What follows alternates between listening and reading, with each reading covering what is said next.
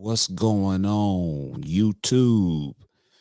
Let me tell you, man, we had to go all the way to Indiana so we can see what Aja Wilson and her team did against Caitlin Clark and the Indiana Fever. Aja Wilson, she had something on her mind, and it wasn't being nice. She was prepared to show everybody on live TV on a sold out crowd that I am the MVP. Let's get right into it.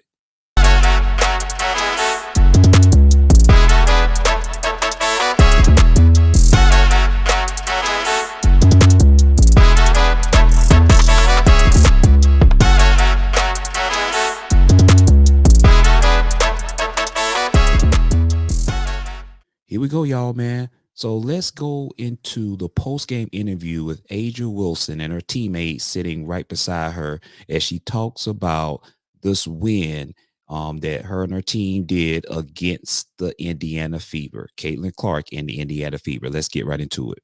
But I don't get any of that without every single teammate along the way. And I'm so grateful to be able to play with and I said it on the broadcast before, just selfless women. They give it their all every single day, and they're their pure selves. And that's what I love the most. And I'm trying not to get emotional. I'm gonna cry with you. But like, my teammates are the ones, they're the heartbeat. They get me going. I don't get 0 points, obviously, without them passing me the basketball.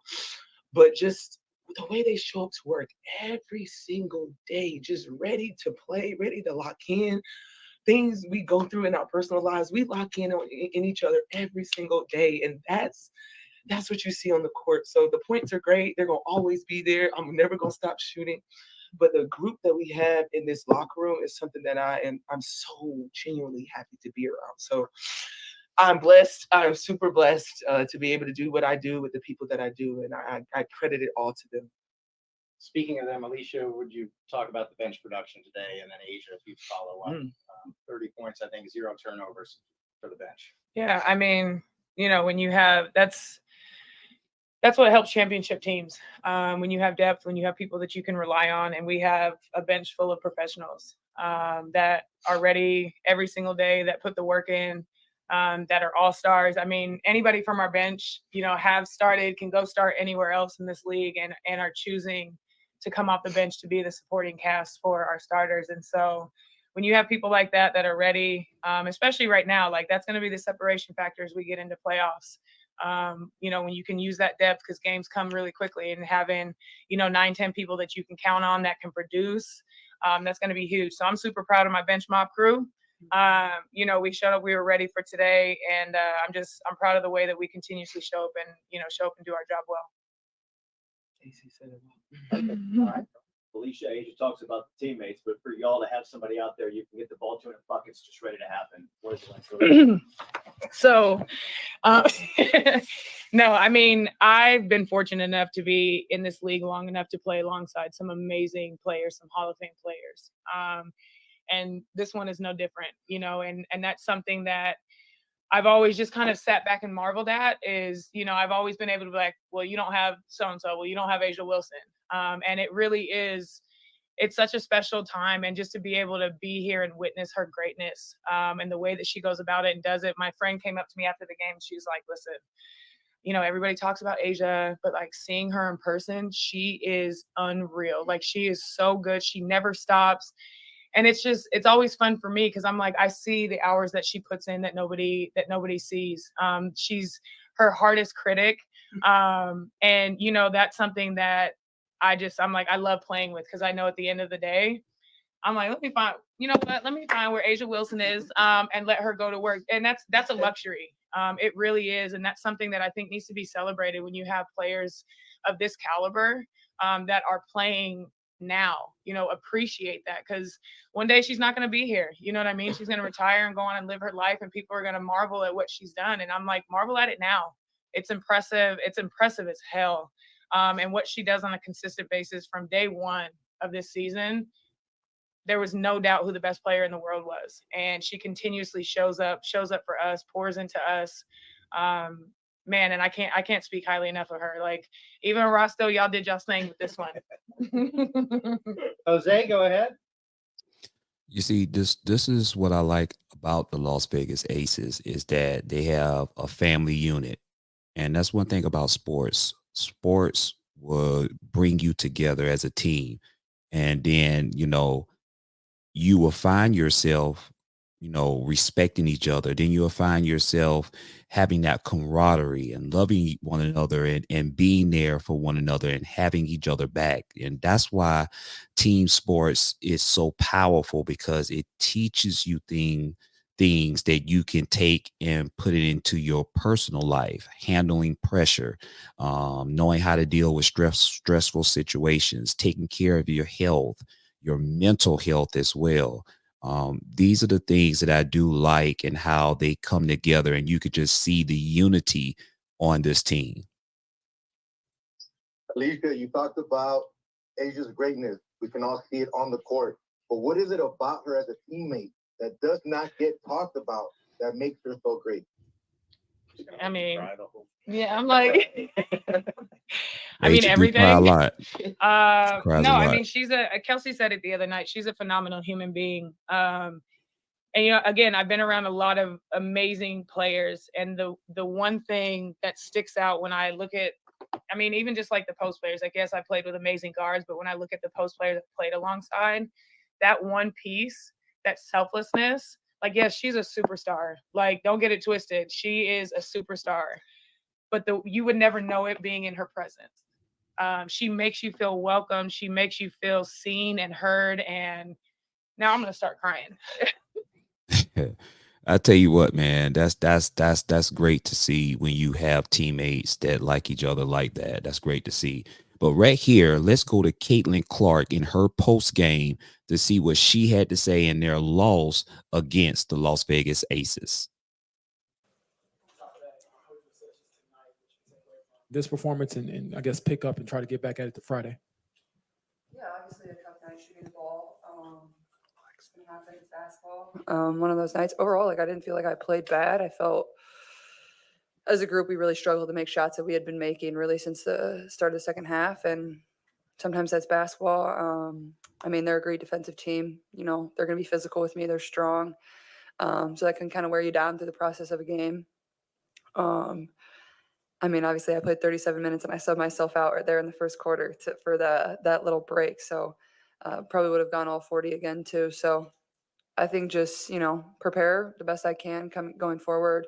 With a day in between, you really got to take time for your body. But yeah, I mean, definitely one of those nights shooting the ball. But then again, it's basketball, happens to everybody. Go Alexa, then Tony. Caitlin, Kelsey was in here and brought up maybe that this wasn't the best night discipline wise for this group. I was just curious if you thought that was an issue out there, and that's something maybe you guys have been better at in the second half, and maybe it just was a step in the other direction. Yeah, I think we could have definitely been better. Obviously, you're going to say that after you lose. But at the same time, like our goal is to hold people under 84 points, and we held them to 86. And they got a lot of offensive firepower. So, but at the same time, I felt like they missed some shots that they usually make as well. So you have to give them a little leeway there too. So I think there's definitely things that we can go back and look at and clean up and prepare for, Friday when we play again. But I think we just seemed a step slow on the offensive end, especially. And especially with the type of defense they're going to play, they're going to be physical, they're going to be in your space. Like we have to set and use screens better. But defensively, I think I'm proud of our group. We really struggle to make shots, but we never let that affect our defense. I thought we really battled, and they got some calls where they got some and ones late in the game too. So I'm honestly proud of how we did. I thought we were pretty resilient, and hopefully we can shoot it a little better on Friday. Go Tony, then Christine. Caitlin, we've heard from a couple of you guys about using this kind of series style as a playoff launching moment. And you've had some of these series styles before this year, but how has your ability to adjust against an opponent changed throughout the season? What do you feel like you guys need to do better on Friday? Yeah, I feel like at this point in the season, like you're obviously very familiar with every single team that you're going to play. Like this is going to be our fourth time playing them. So I still feel like we haven't really given them the best that we have. So I think Friday is a great opportunity for us to do that. But yeah, it is obviously a unique experience. I don't know if we've played a team really back to back, other than maybe New York early in the year.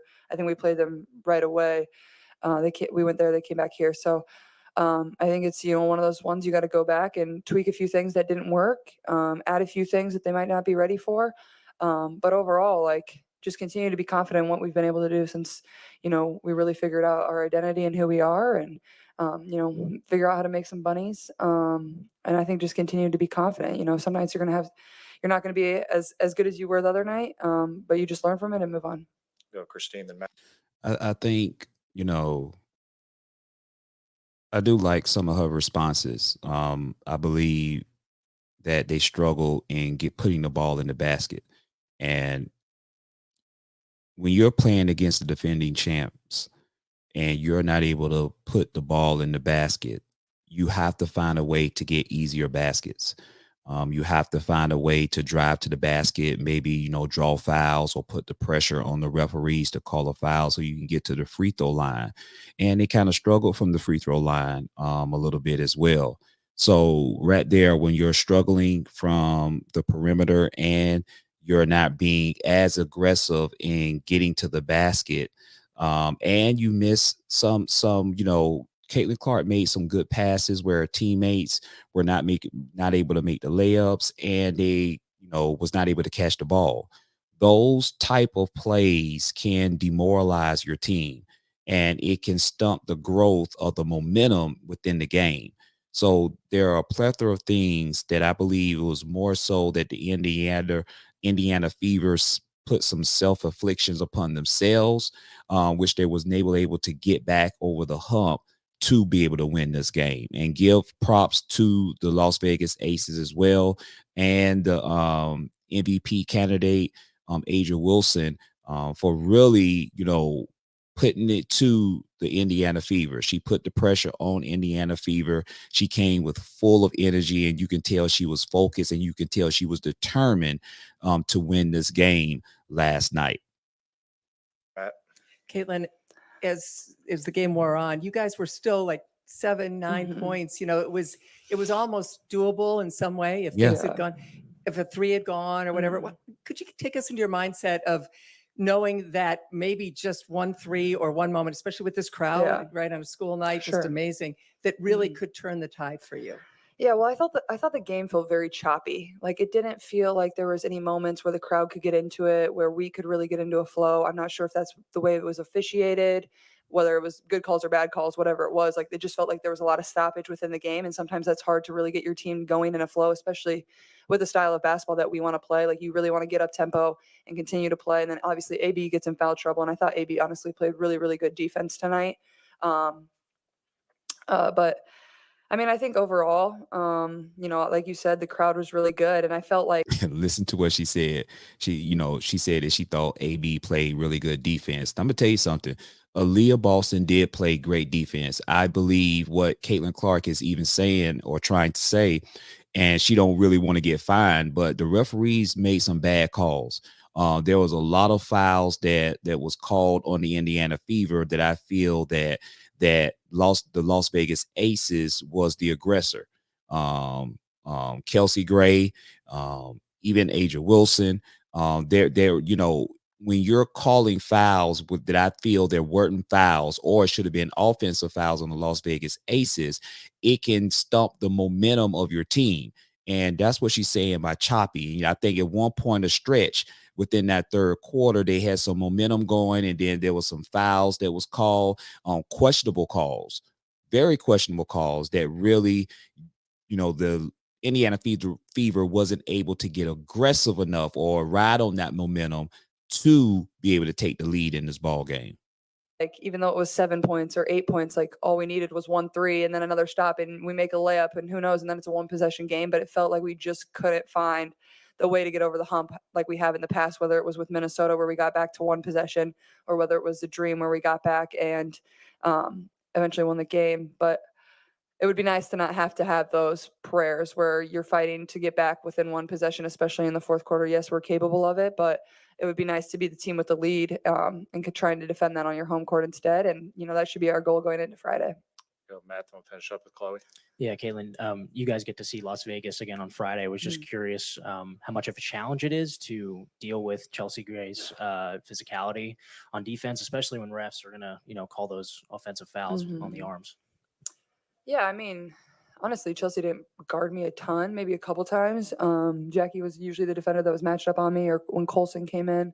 And honestly, they're all really good defenders. They're physical, they're strong. Um, the offensive fouls are definitely surprising at times. You know, I feel like I do get held and get quite a bit of contact throughout the games, and then you get hit with some of those when you take some contact and give contact back.